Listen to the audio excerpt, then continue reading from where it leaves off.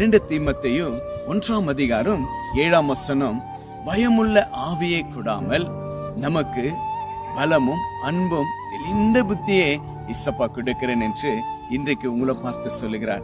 ஆம் பிரியமான தேவச்சனமே, ஆண்டவர் மேல விசுவாசத்தோடு வாழ்ந்து கொண்டிருக்கிற அன்பு தேவ பிள்ளைகளே, இன்னைக்கு அநேக பயங்கள் நம்முடைய வாழ்க்கையில இல்லையா? அநேக பயங்கள் நம்முடைய வாழ்க்கையில சூழ்ந்து கொண்டிருக்கிறது. நம்முடைய வியாதி பயம், நம்முடைய வேலை பயம், ஏதோ ஒரு பயம், ஏதோ ஒரு இருள் உங்க வாழ்க்கையில நீங்க அனுபவித்து கொண்டு இருக்கலாம்.